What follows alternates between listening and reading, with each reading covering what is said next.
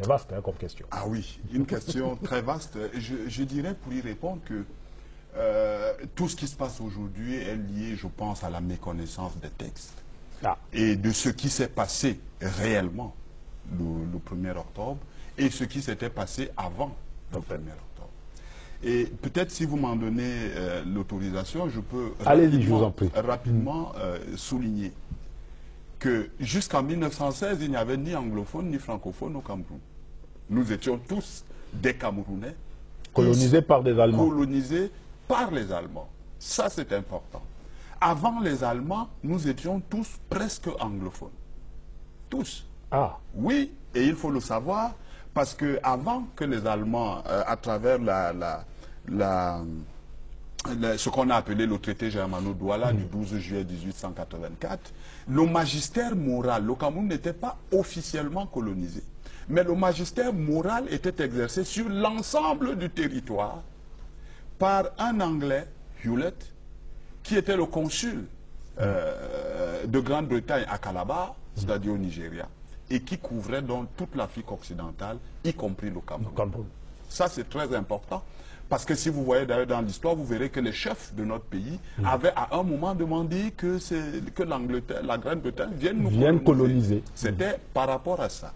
Et maintenant, la Grande-Bretagne, c'était quelque peu... Elle ne s'est pas intéressée. Et les Allemands se sont imposés, enfin pas imposés, ils ont eu la possibilité de donc constituer ce qui allait devenir le territoire du Cameroun. On oublie parfois de souligner, Ibrahim Chérif, que ce nom Cameroun appartenait initialement, était celui d'abord de ce qu'on appelle aujourd'hui le Vouri et du Fako. Et que c'est un décret allemand de 1900 qui décide que tout le territoire constitué par le Cameroun, par l'Allemagne, et qui couvrait 750 000 km² allait s'appeler Cameroun. Avec K. Avec K.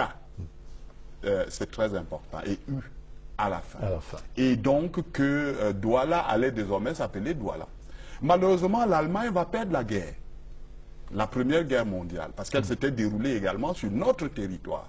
Et c'est après l'échec de, j'allais dire, la défaite de l'Allemagne sur le territoire du Cameroun, que les forces alliées sur le territoire du Cameroun, c'est-à-dire la France et la Grande-Bretagne, vont décider de se partager le Cameroun allemand. Le Cameroun allemand. Et c'est comme cela que certains vont aller sous l'autorité britannique et d'autres sous l'autorité française. Et cela va être fait le 28 février 1916 à Douala, au bureau du gouverneur de région actuel, où le général Emmerich pour la France, le général Dobel pour la Grande-Bretagne se retrouvent, ils prennent la carte, paf, ils coupent au milieu. Un trait de crayon. Un trait de crayon, et puis voilà, ils disent 44 000 km² pour la Grande-Bretagne, et d'ailleurs la Grande-Bretagne n'était pas contente, parce qu'elle voulait le port de Douala, et la France lui dit non, vous avez déjà le port de Lagos, nous on prend celui de Douala, et d'ailleurs vous n'étiez pas nombreux, donc proportionnellement au nombre de soldats, on vous donne 44 000, et nous on prend le reste. C'est comme cela qu'une partie du Cameroun va aller sous l'autorité britannique.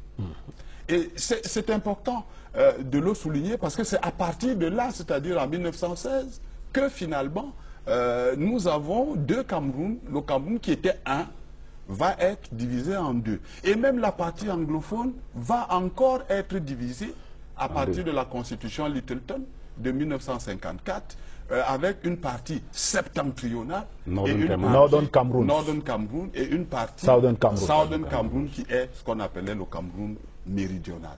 Alors, je vais assez rapidement pour dire que lorsque l'ONU se charge du problème, il est important de souligner que le Cameroun français, dans tout cela, lui, il est indépendant de son côté, ils ont donc des histoires parallèles.